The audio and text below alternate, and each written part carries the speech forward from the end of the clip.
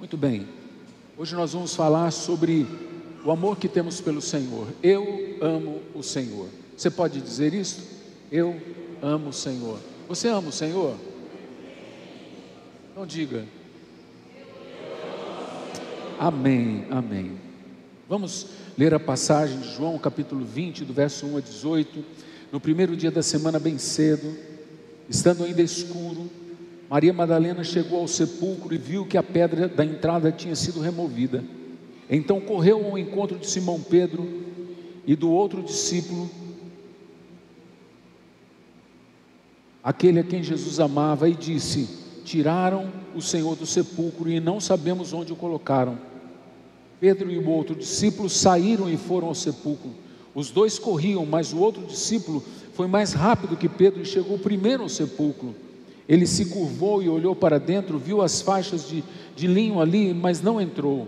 A seguir, Simão Pedro, que vinha atrás, chegou, entrou no sepulcro e viu as faixas de linho, bem como o lenço que estivera sobre a cabeça de Jesus. Ele estava dobrado à parte, separado das faixas de linho. Depois, os outros discípulos que chegaram primeiro ao sepulcro, o outro discípulo que chegara primeiro ao sepulcro também entrou. Ele viu e creu. Eles ainda não haviam compreendido que, conforme as Escrituras, era necessário que Jesus ressuscitasse dos mortos. Os discípulos voltaram para casa. Maria, porém, ficou à entrada do sepulcro chorando.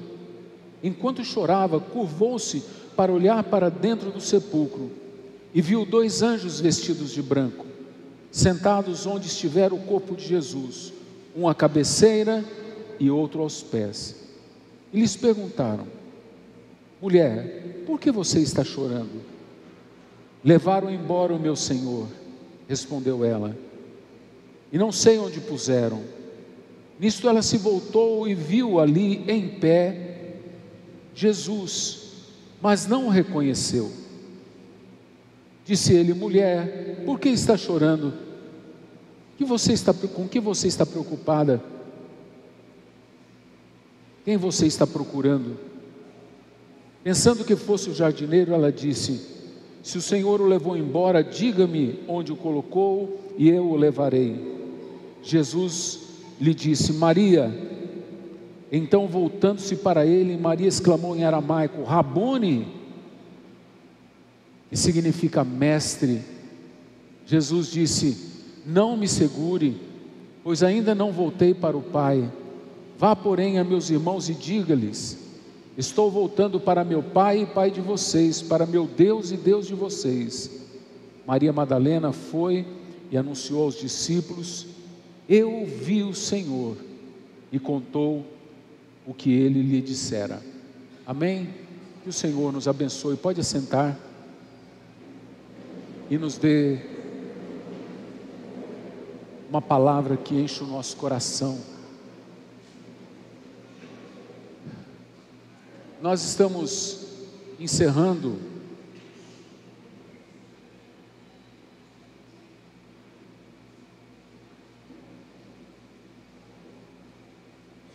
na quinta-feira, nós estaremos encerrando os nossos 30 dias, na verdade, dia 30, estaremos encerrando os nossos 30 dias de jejum e oração, que tivemos este livro como a nossa base do TSD, e tem sido uma bênção estar meditando nessas palavras de João.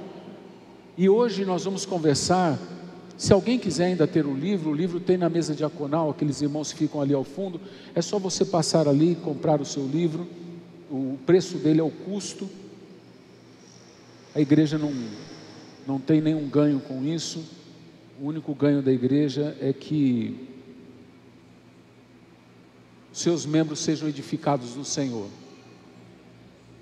Então agora lá na Chácaras está tendo uma outra celebração nossa, e à noite vai ter uma outra celebração nossa, e lá em Pompeia tem uma outra celebração nossa, além das estacas que estão espalhadas por Marília. Essas celebrações da Zona Sul que estão espalhadas e que nós espalhamos, elas vão estudar esse tema: eu amo meu Senhor. baseado nesse texto, que é impressionante. É o texto da ressurreição de Jesus, e aqui o nosso livro tem o título "E Deus se fez servo". Jesus veio para servir. Ele falou: eu não vim para ser servido, eu vim para servir. E por fim, Jesus vai até a cruz e morre por nós. Ele morre não por ele, ele morre para pagar o nosso pecado. Ele morre para que nós tivéssemos vida. Ele mesmo não precisava de cruz, ele não precisava de ressurreição. Para Jesus não foi como uma meta a ser atingida, para ele se vangloriar daquilo que ele fez. Não, para Jesus era um serviço, ele veio servir.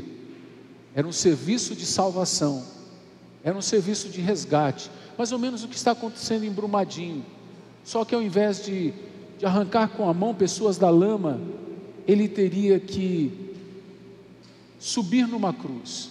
Ao invés de descer com um helicóptero, ao invés de sondar com sondas que penetram camadas de terra, ele teria que sondar com o coração, e ele teria que resgatar com as próprias mãos. Ele teria que descer do céu. Mas para que aquelas pessoas fossem ressuscitadas, porque os homens não ressuscitarão aqueles que estão em Brumadinho, que estão mortos na lama. Mas Jesus, na lama espiritual que o homem está, Jesus entendeu que podia nos salvar desta lama, da morte eterna. E Jesus então vem, e a única forma dele salvar-nos é morrendo, é dando a vida por nós. E Jesus então faz isso na cruz do Calvário. Mas de que adiantaria ele morrer na cruz se ele não ressuscitasse? De que adiantaria um Deus que morreu e não serve mais para nada? Ele teria que continuar existindo. Então ele ressuscita dentre os mortos, e ele sobe depois para estar à destra de Deus Pai. Mas ele manda o Espírito. Por que ele não está à destra de Deus Pai e de Deus Espírito? Porque o Espírito ficou conosco. Ele enviou o Espírito no Pentecostes. Então essa obra de Jesus é completa, é uma obra de salvação maravilhosa. E é interessante o nome dessa cidade mineira. É interessante esse contexto, se a gente olhar, fizer uma analogia. Minas Gerais é um estado muito rico. É um estado que chama Minas Gerais por causa das minas de ouro, por causa das minas de cobre, por causa das minas de ferro, por causa das minas de diamantes. As Minas Gerais, um lugar de muitas minas, um lugar de muitos tesouros, de um povo pobre.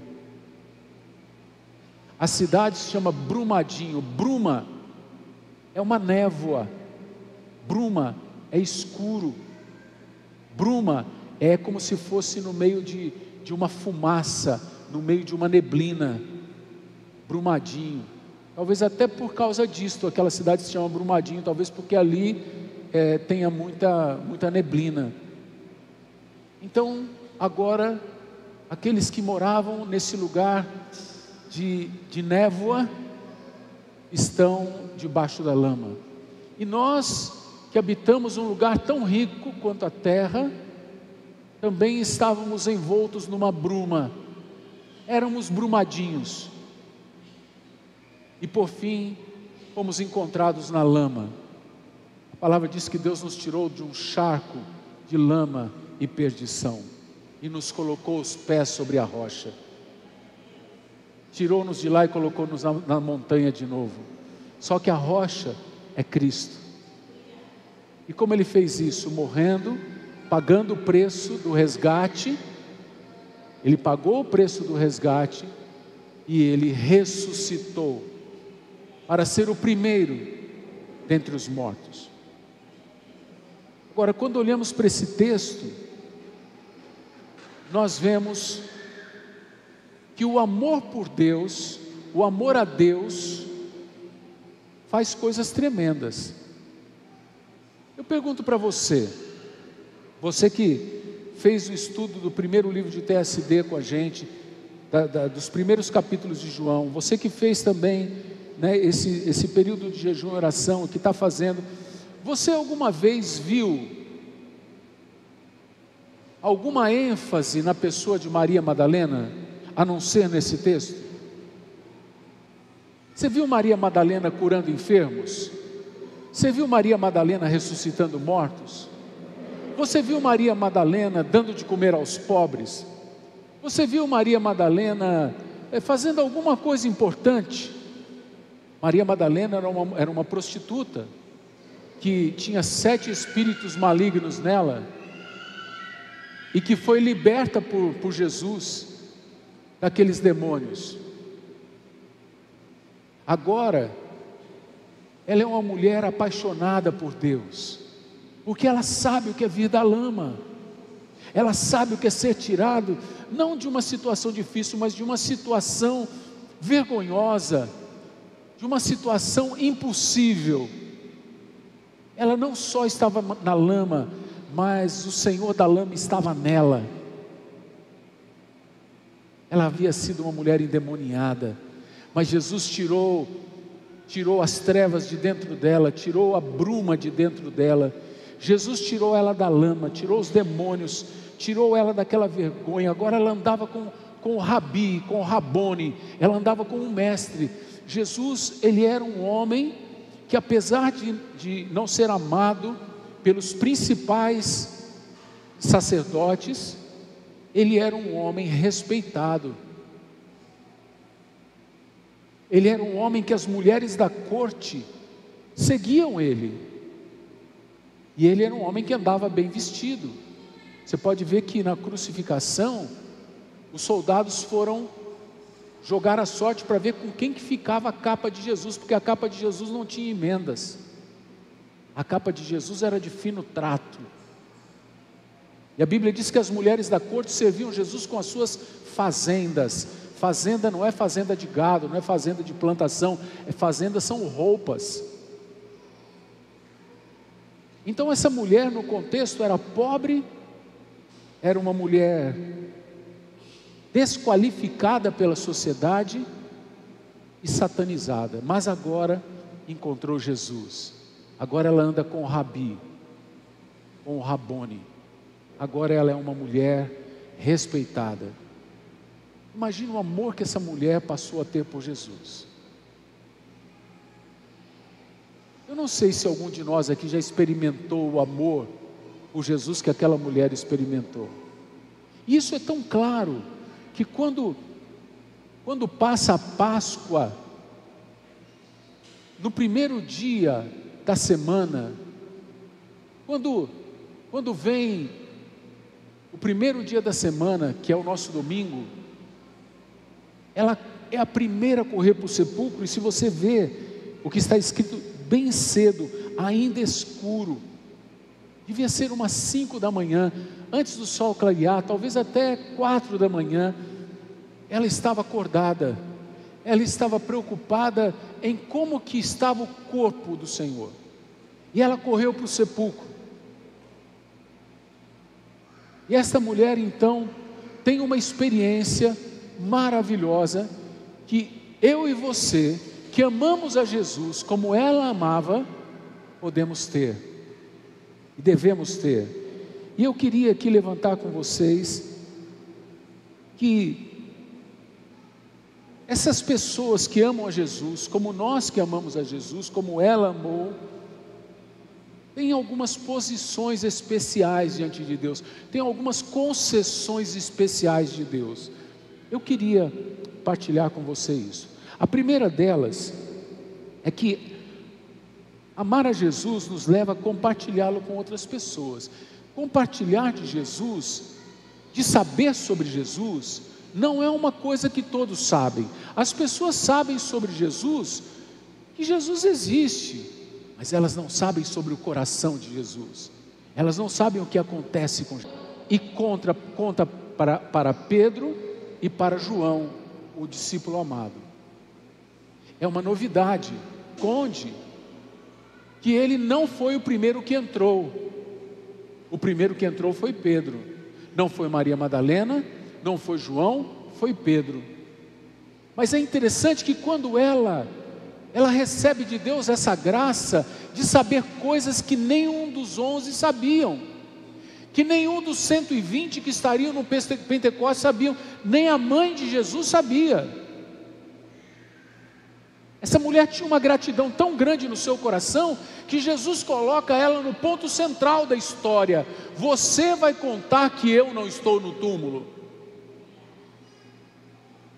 Percebe que é uma coisa que parece que não tem importância, mas tem muita importância. Quem é a pessoa que vai contar a notícia? O túmulo está vazio. Eu fui em Israel e entrei num túmulo que eles pensam ser o túmulo que Jesus foi colocado, porque é o túmulo mais perto de um monte que parece uma caveira, porque essas coisas se perderam durante a história. Onde é esse monte da caveira? E a Igreja Católica fez o desfavor de colocar uma igreja chamada Igreja do Santo Sepulcro em Israel e dizer que a cruz foi enterrada ali. Eles fizeram um buraco e hoje você chega lá dentro da igreja, que metade do dia dos ortodoxos e metade do dia da Igreja Católica. Como assim, pastor? A igreja pertence a duas igrejas, o templo, né? Pertence a duas igrejas. Metade do dia pertence à Igreja Católica e metade do outro dia pertence à Igreja Ortodoxa Copta, Ortodoxa Grega. Mas por que isso? Dinheiro, irmãos, é dinheiro. Porque você entra ali e paga para entrar. Você paga para ver o lugar onde a cruz teria sido fincada. Então tem uma redoma de vidro no chão, e você, para olhar, você tem que se ajoelhar. Então é como se fosse um vidro assim, no chão, só que um pouco mais largo. Aí você chega ali, se debruça, e a hora que você olha, lá no fundo tem uma pedra, um buraco no meio, como se fosse ali o lugar que Jesus foi crucificado. Quem criou isso não conhecia a Bíblia, porque a Bíblia diz que Jesus foi crucificado onde? Onde que Jesus foi crucificado? No Monte da Caveira. E onde ficava o Monte da Caveira? Ficava dentro da cidade ou fora da cidade? Fora da cidade. E aquela igreja do Santo Sepulcro está dentro das paredes da Jerusalém Velha. Aquela muralha de 1 quilômetro por 1 quilômetro. Então não foi ali que Jesus foi crucificado, com certeza. E é um lugar baixo, não é um lugar alto. Mas teve um militar inglês, que quando a Inglaterra dominou aquela região, ele estava sentado tomando seu café, e de repente ele olha para uma montanha, e ele fala: olha, é uma caveira, ali é o Gólgota. E ele chega ali, e realmente parece uma caveira. O monte parece uma caveira. Você olha para ele, você vê os dois olhos, aqueles dois buracos da caveira, você vê o buraco do nariz, você vê uma boca, você vê, parece uma mandíbula. É uma caveira que você está olhando. E próximo dela tem um jardim, e dentro desse jardim tem um sepulcro. Por isso que eles acham que aquele lugar é o sepulcro. Eu entrei nesse sepulcro, e o que mais me impressionou nesse sepulcro foi quando eu fui sair, porque quando você entra no sepulcro, o sepulcro é numa pedra, é um buraco numa pedra. Então a pedra que rola é um disco grande, é um disco, não é uma pedra bruta, é um disco que rola numa canaleta. Então as pessoas subiam aquele disco ali, travavam ele. Então quando enterravam alguém, eles puxavam a trava, o disco rolava e pumba, tampava a entrada daquela caverna. Então o disco estava para cima, para a gente poder visitar. Obviamente não tem ninguém mais lá, é um lugar turístico. E eu entrei e vi o local. É cavado como se fosse um banco, onde ficava o corpo. É um lugar bem apertado, não é um lugar muito largo, mais ou menos da parede ali do palco até aqui assim, mais ou menos. Eu entrei e vi o local, e quando eu virei para sair, na parede lateral interna estava escrito: Ele não está mais aqui, Ele ressuscitou. Aquilo me encheu de gozo. Foi uma coisa maravilhosa ver aquilo. É impressionante, é tão simples, mas eu tive ali dentro e saber que Jesus ou foi colocado ali, ou em outro lugar parecido com aquele, e quando eu virei e vi aquela inscrição, me veio ao coração: meu Senhor está vivo. E eu fiquei olhando para fora e tentando imaginar qual foi a visão de Jesus quando ele se levantou daquele lugar. A primeira visão que ele teve foi um jardim. É interessante que tem um jardim aqui. E entrar, ver aquele sepulcro vazio e dar essa notícia, era algo privilegiado. Dizer, ele não está mais lá, era privilegiado. Para quem que Jesus deu? Para aquela que foi mais perdoada. A Bíblia diz: aquele que foi mais perdoado é aquele que mais amou. Ela tinha algo especial no coração dela, que os outros discípulos não tinham, porque nenhum deles foi tratado como uma prostituta era tratada, nenhum deles foi endemoniado, mas ela foi, e ela foi livre de toda essa escuridão, de toda essa sujeira, de toda essa lama. E quando ela vê o sepulcro vazio, ela não tem dúvida, ela tem que partilhar isto com os mais importantes que não sabiam. E ela chega então para Pedro, o líder, João, o amado, e diz: roubaram o corpo do Senhor. Pedro não pensa duas vezes, ele não pensava duas vezes, né? Pedro, não sei se ele pensava até o Pentecostes, mas ele era maluco, né? Pedro era doidão, e Pedro sai em disparada correndo, mas ele devia ser meio pesadão, porque Pedro já não era mais um jovem, mas João era novo, e João sai correndo atrás e ultrapassa Pedro, e aquilo virou uma corrida para quem ver quem chegava mais cedo no sepulcro, ver quão importante era.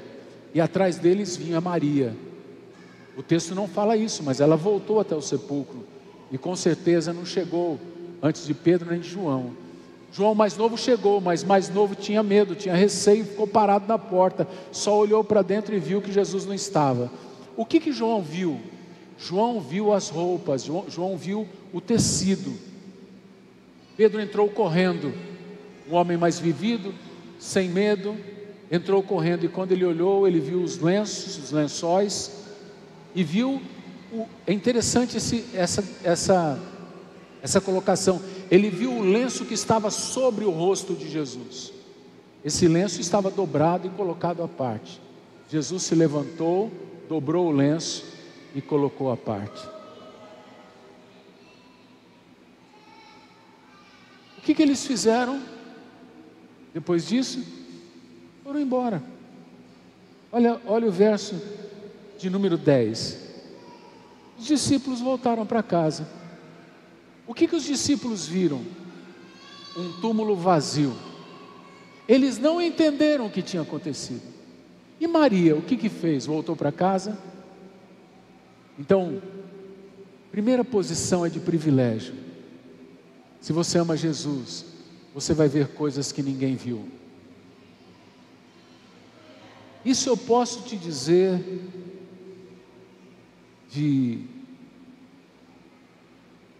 por ter vivido isso, porque eu converso com muita gente, eu falo para muitas pessoas o que eu já vi, o que Deus já me mostrou, e então as pessoas dizem: eu queria tanto ver isto, mas são privilégios pequenos, porque o grande privilégio é morar no céu com Jesus. São privilégios pequenos que Jesus dá àqueles que o amam, aqueles que permanecem um pouco mais de tempo. E é isto. Em segundo lugar, amá-lo nos leva a permanecer e experimentar o melhor. Aqueles que amam menos desistem logo, aqueles que não amam nem ficam. Quem ama menos luta um pouquinho e depois desiste. mas quem ama mais fica. Maria ficou. E quando Maria se inclina para dentro do sepulcro, o que ela vê? Ela vê um sepulcro vazio. Vamos olhar? Verso 11: Maria, porém, ficou à entrada do sepulcro, chorando. Você vê que Pedro não chorou, João, que era o discípulo amado, não chorou, mas Maria estava chorando. Maria estava com o coração arrebentado. Ela ficou à entrada do sepulcro chorando. E enquanto chorava na porta do sepulcro, ela inclinou-se, ela curvou-se para olhar para dentro. É a primeira vez que Maria olha para dentro do sepulcro. A primeira vez que ela chegou ao sepulcro, ela viu só a pedra rolada. Ela não viu lá dentro. Agora não. Agora ela se inclina, ela curva-se para olhar, como quem está na porta, assim, segura na porta, assim, dá uma olhadinha, dá uma espiadela lá dentro. Quando ela olha dentro do sepulcro, ela vê 2 anjos. Pedro viu 2 anjos, João viu 2 anjos. Maria estava vendo não a realidade física que qualquer crente pode ver, que qualquer cristão pode ver. Maria estava vendo uma realidade espiritual, que Jesus só revela para quem Ele quer. Ele fala que Ele revela sua sabedoria aos pequeninos e oculta dos sábios e entendidos. Então Maria está ali à porta do sepulcro e ela dá essa espiadela, e o que ela vê? Ela vê 2 anjos, e é interessante, ela não viu 2 anjos em pé, em guarda, como a gente às vezes vê se contar por aí, o anjo estava de guarda ali, postura de soldado. Ela vê 2 anjos sentados, eles estavam sentados, um na cabeceira e outro aos pés, de onde estivera Jesus.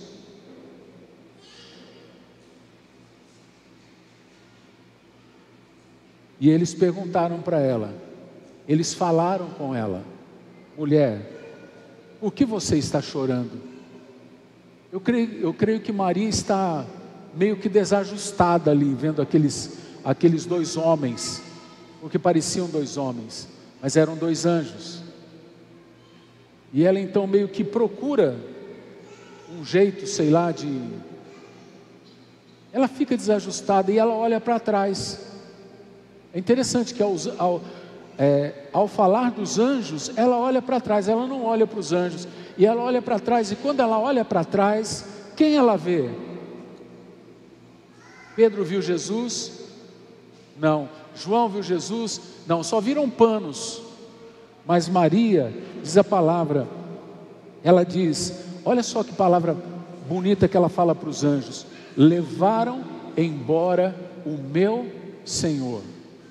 Você vê que Maria, embora Jesus tivesse morrido, ela considerava Jesus Senhor dela ainda, mesmo na mente dela, Jesus morto.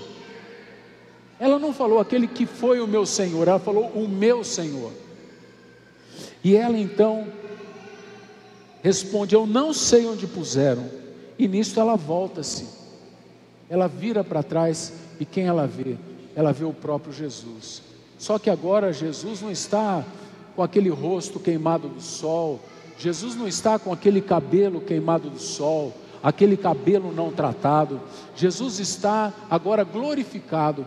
Jesus parece, eu fiquei pensando, Jesus parece essas fotos que se coloca, Jesus agora parece essas fotos que se coloca no Facebook, que tem muito Photoshop, sabe?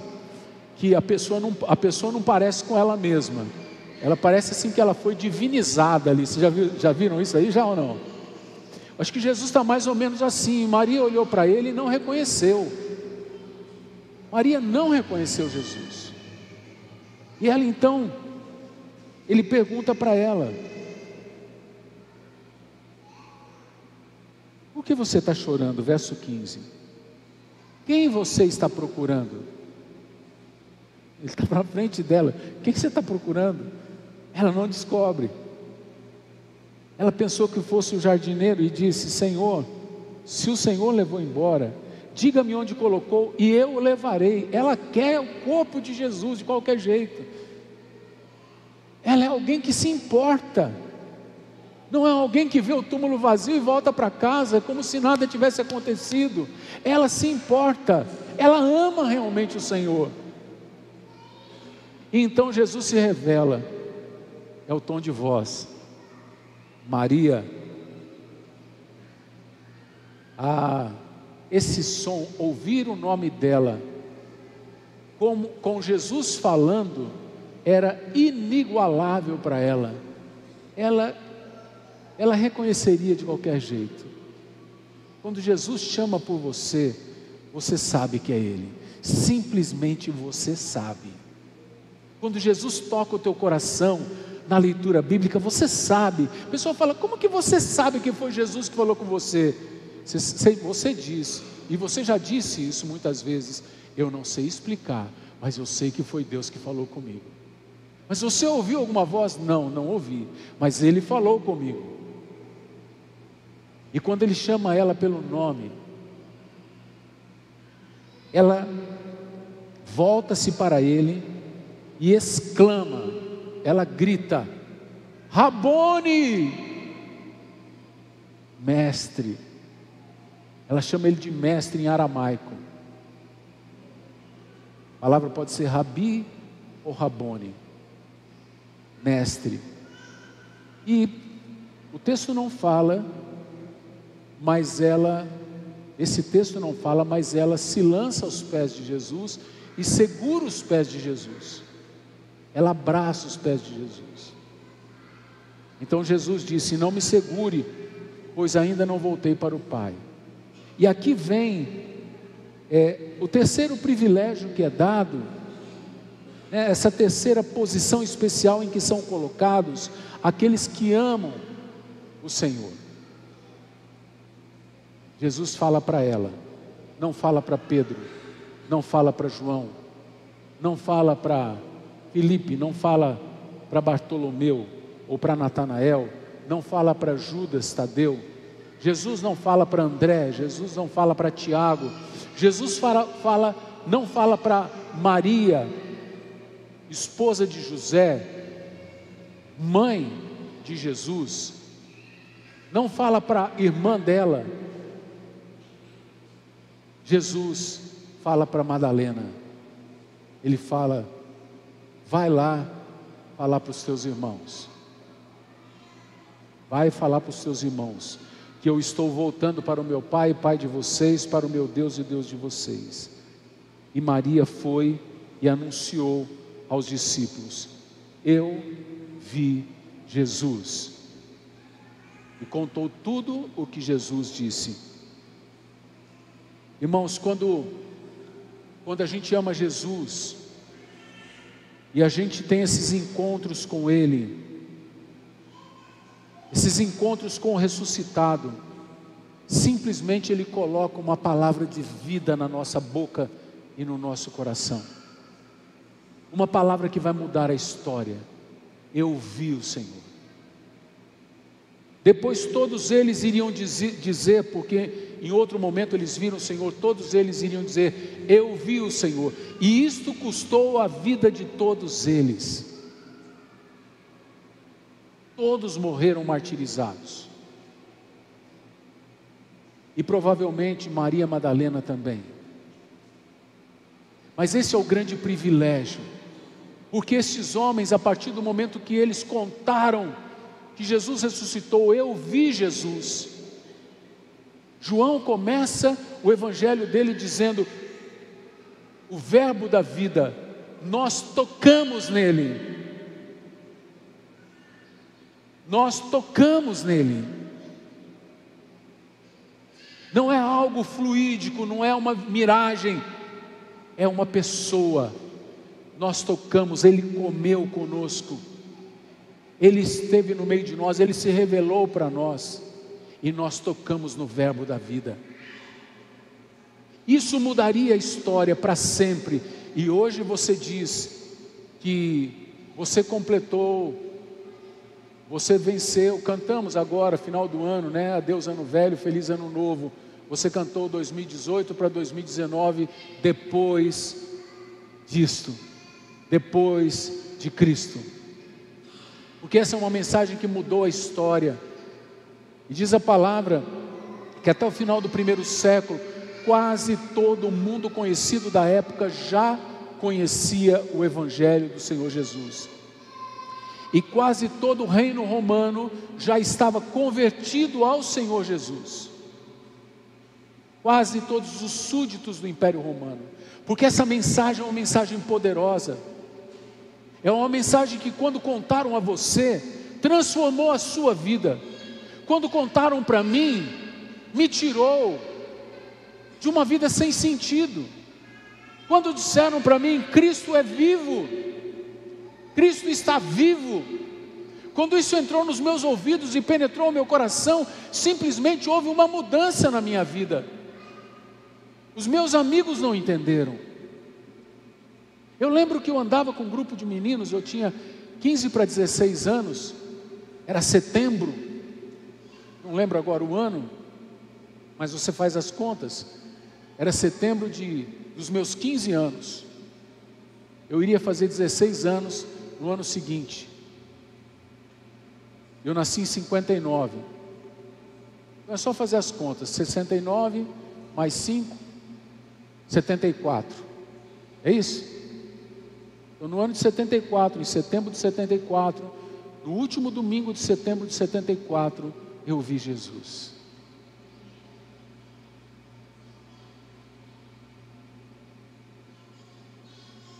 E aquilo mudou a minha vida.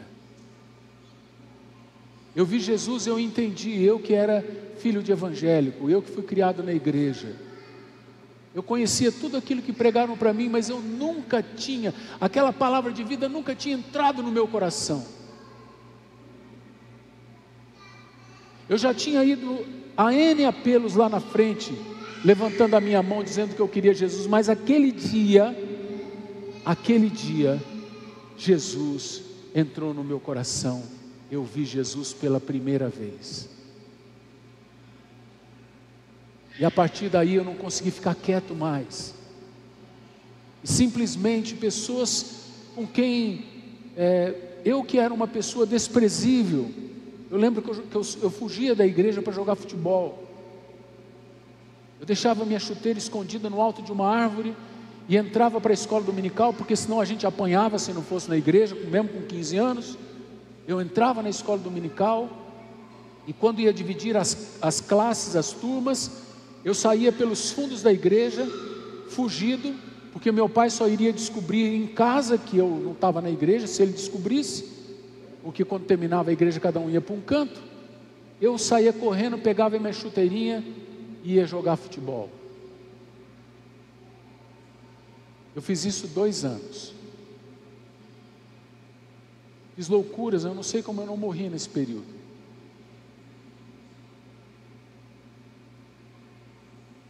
Eu me lembro que aqui passava essa linha de trem, essa linha férrea, ela funcionava. Chamava FEPASA. Era Alta Paulista. E o trem da FEPASA ia de São Paulo até Panorama. E eu me lembro, eu era menino. Tinha 14 para 15 anos. E eu me lembro que um dia eu falei para minha mãe que eu dormia na casa de um amigo, meus pais não costumavam deixar, mas aquele dia deixaram, e eu saí com 3 amigos, de noite, pegando carona para ir até Panorama. Você sabe o que nós tínhamos na cabeça? Nós fizemos um desafio pessoal, nós tínhamos um jogo no domingo, e o trem saía de Panorama, se não me engano, meia-noite. Então, eu não lembro que horas que saía de lá.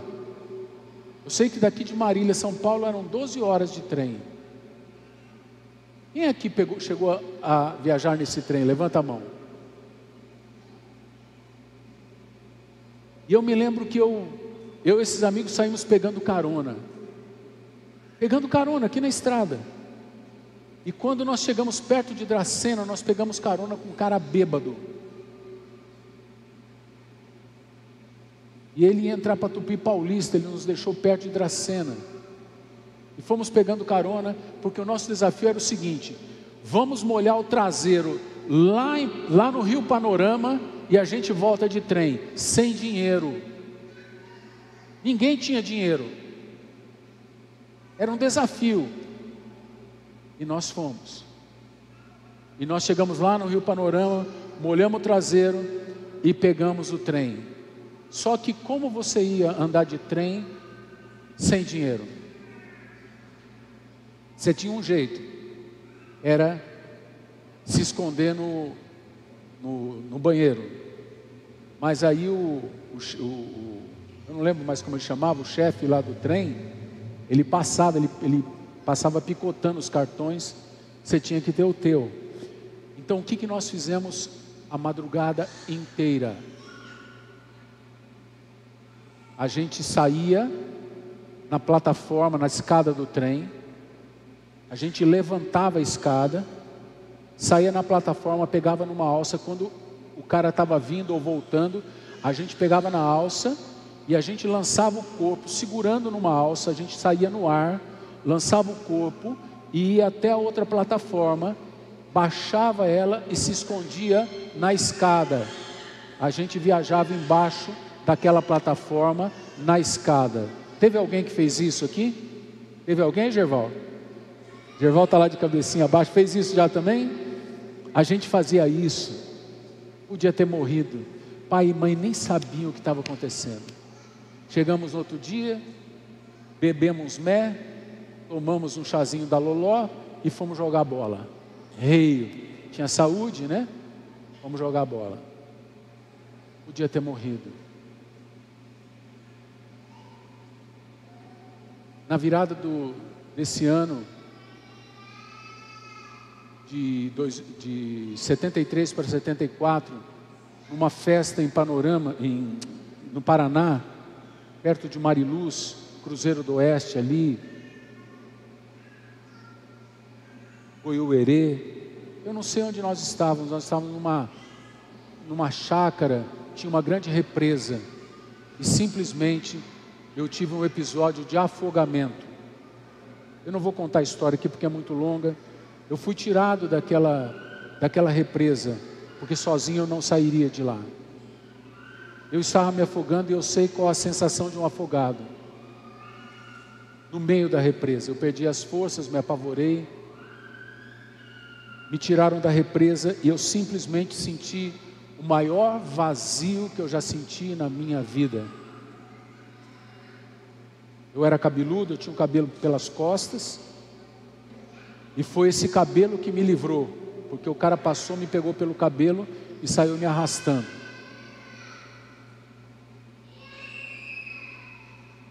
Aquele ano eu vi o Senhor.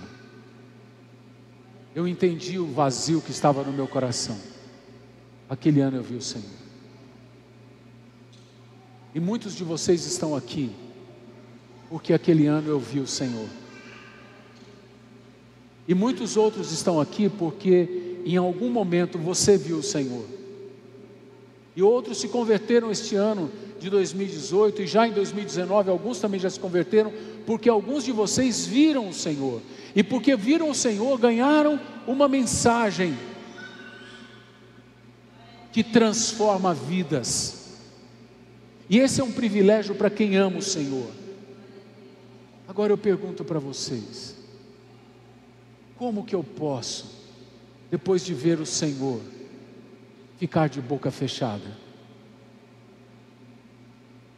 Maria, Jesus falou para ela: vai lá e fala para eles que eu estou indo para o Pai, o meu Pai, o Pai de vocês, o meu Deus, o Deus de vocês. E a primeira coisa que ela diz foi: eu vi o Senhor.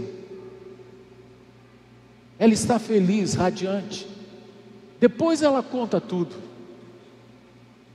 Mas primeiro ela falou: eu vi o Senhor. E é interessante que João só sabe isso porque ela contou para João, porque João não viu nada disso. Só ela viu. Então eu queria fechar essa palavra dizendo para você que ama o Senhor: Deus vai te mostrar coisas que ninguém viu. Se você realmente amar o Senhor e colocar Ele em primeiro lugar na sua vida, Deus vai te mostrar coisas que ninguém viu. E você vai apontar para essas coisas e dizer: vamos lá, porque Deus está fazendo. Vamos lá, não é algum lugar. Vamos lá para a presença de Deus, porque Deus está fazendo. Segundo, que se você ama o Senhor, alguns vão desistir, mas você vai chorar aos pés do Senhor. Você vai chorar na presença dEle e dizer: não, eu quero o meu Senhor. Como Maria Madalena fez: eu quero o corpo dEle, porque eu vou levá-lo. E você vai permanecer. E quando você permanecer, Jesus vai abrir a realidade espiritual que outros não veem com seus olhos, que Pedro não viu, João não viu, mas foi dado a Maria Madalena, porque ela estava não só ali com o corpo, mas ela estava com o coração. A Bíblia diz que ela chorava. Sabe uma coisa que comove o Senhor? É o choro sincero de um crente. Não é o choro, não é lágrima de crocodilo, é o choro sincero de um crente. Se você derramar o teu coração, você vai ver coisas que os outros não viram. Ela teve uma experiência solitária. Só ela viu o Senhor. Primeira testemunha da ressurreição. Não era alguém especial no grupo. Não era alguém que veio de um berço especial. Não era alguém expoente. Não era simplesmente uma ex-endemoniada, uma ex-prostituta que amava o seu Senhor. Deus vai te mostrar realidades espirituais que outros não verão, e que a muitos você vai contar e eles não crerão, porque foi dado para você. Ninguém mais viu essa cena. Os anjos sentados, um à cabeceira, outro aos pés, e de Jesus na porta do túmulo. Tinha acabado de acontecer. Era novo. Só ela viu. Tem coisas novas que só você que ama o Senhor verá. Alguns estão dizendo no seu coração: ah, pastor, isso aí o senhor está querendo motivar a gente, o senhor está querendo fazer você não vai ver. Mas tem outros que estão com o coração dizendo: eu vou amar mais o meu Senhor, eu vou derramar mais o meu coração, e eles verão. E sabe o que você pensará, incrédulo? Sabe o que você pensará? Você pensará que eles são tontos, que eles são xaropes, que eles são bobos. Você vai pensar que eles são os bobinhos da igreja. Deus se revela aos pequenos, aos humildes, e não aos sábios e entendidos. Os lunáticos.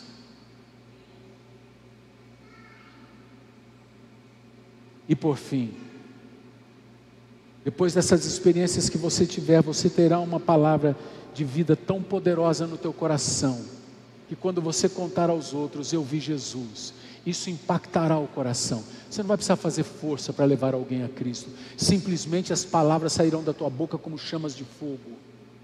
Essas palavras imprimirão no coração das pessoas algo que você pode sair dali, ela não ter se convertido, mas ela será como quem levou um tiro.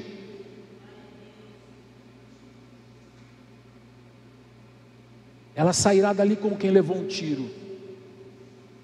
Ela vai andar alguns passos, talvez alguns dias, e ela vai cair em si, como alguém que leva um tiro, e ele ainda está sob o efeito da adrenalina, mas a hora que chega ali na frente ele cai. Lá na frente essa pessoa cairá em si, e vai falar: não, peraí, aquela palavra que eu ouvi, naquela palavra tem vida, eu quero aquilo para mim, eu quero aquilo para mim. Eu me lembro de um rapaz que veio à igreja, sentou aqui como vocês estão sentados, ouviu a mensagem e foi embora.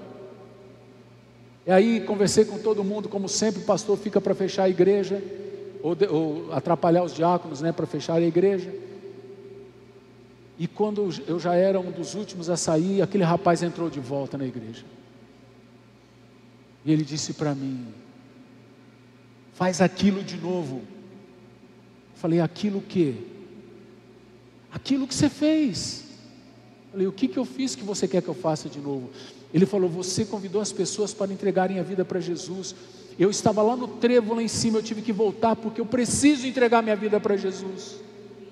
Ele levou o tiro aqui, caiu lá, teve que voltar, porque ele entrou em consciência. Aquela palavra foi como um fogo no seu coração.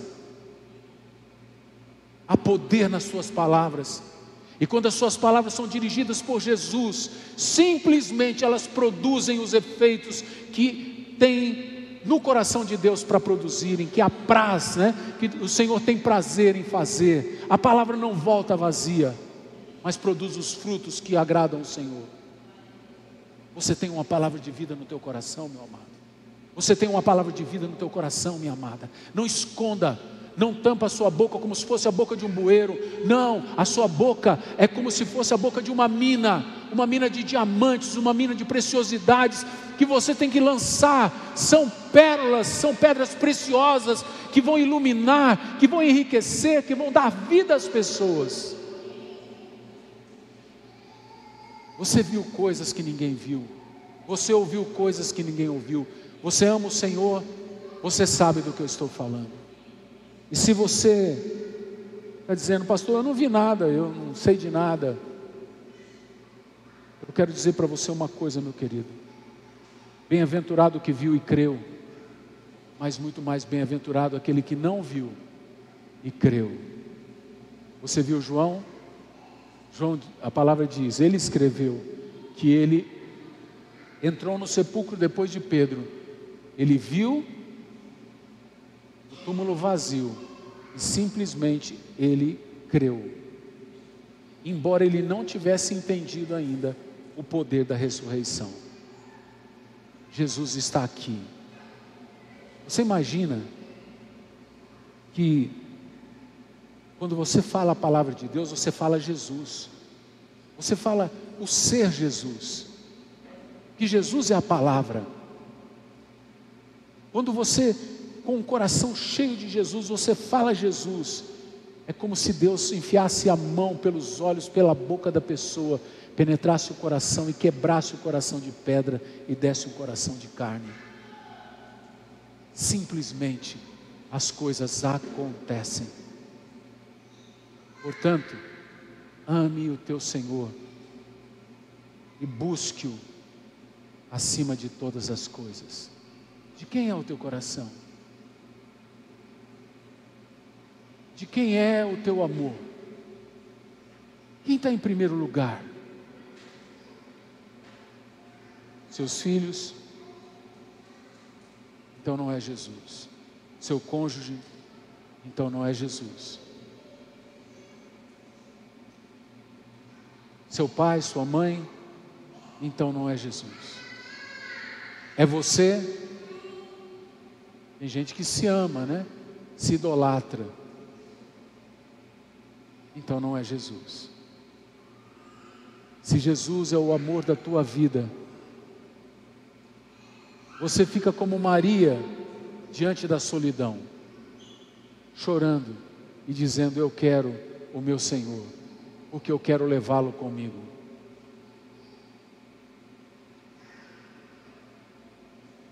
Eu queria orar com você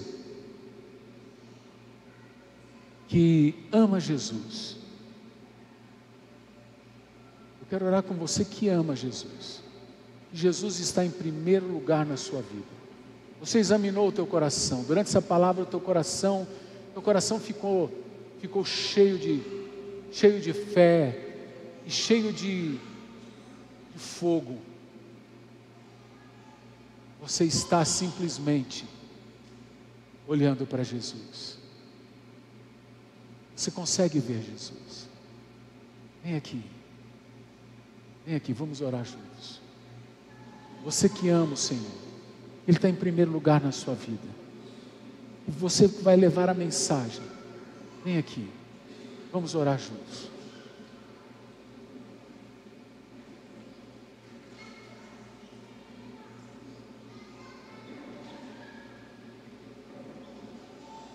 Vem mais para frente, vem mais para frente.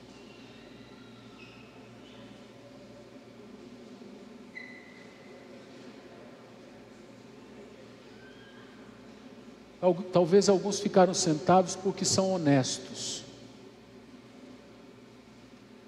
E dizem, eu preciso conhecer esse amor. Então vem conhecer esse amor, vem para cá. Vem desfrutar desse amor, vem para cá. Alguns não vieram porque estão com as crianças, né? Eu sei. Tem as mãos. Dê a mão para Pedro, dê a mão para João, dê a mão para Maria, dê a mão para Marta, dê a mão para Paulo, para Timóteo. Quanta gente chegou antes de nós nessa pessoa para quem você está dando a mão? Quanta gente, quanta palavra. Agora fecha os teus olhos.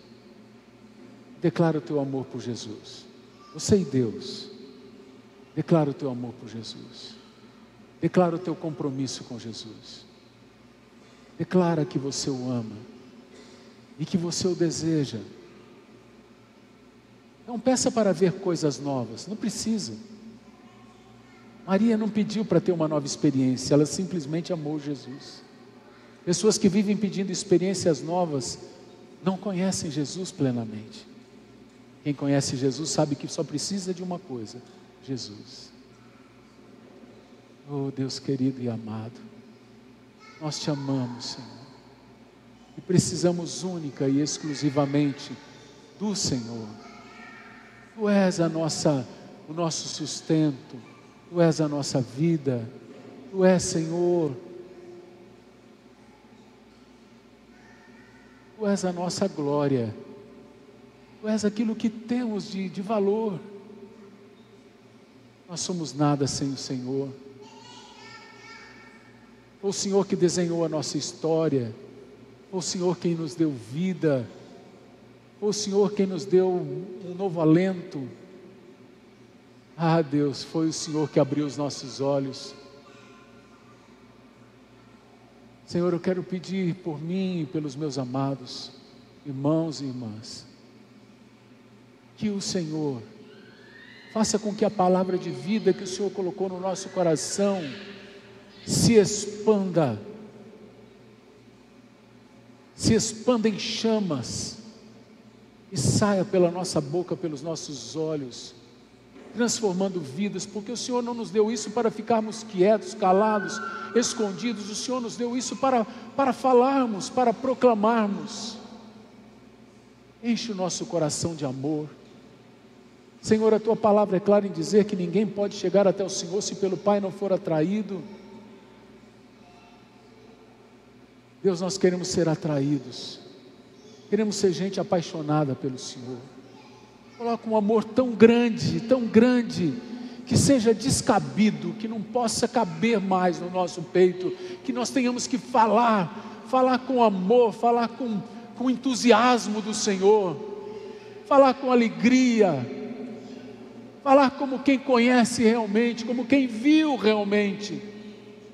Senhor, que uma alegria incontida visite a nossa vida nesses dias que se aproximam, e que nós possamos, Pai, como aquele que foi atingido por uma flecha, nós possamos, Senhor, levar os efeitos desta palavra que é uma espada de dois gumes, levar o efeito dessa palavra para todos quanto amamos e para todos quanto o Senhor tem para alcançar. Eu te louvo por estes amados, Senhor. Te agradeço pela vida de cada um que veio aqui esta manhã e peço a Tua bênção sobre eles. Que a graça do nosso Senhor e Salvador Jesus Cristo, o amor de Deus, o nosso Pai, a comunhão, a consolação, a palavra de vida que vem do Espírito Santo de Deus, esteja em você e de você extravase todos os dias, até que Jesus volte para nos levar para a casa do Pai. Amém, igreja? Que o nome do Senhor seja glorificado. Amém. Amém. Glória a Deus. Glória a Deus. Tenha um ótimo domingo. Dá um abraço no teu irmão, um abraço fraternal. Diga para ele: palavra de Deus na sua vida, meu irmão. Muito amor de Jesus no seu coração. Aleluia. Glória a Deus. Uma ótima semana, queridos. Um ótimo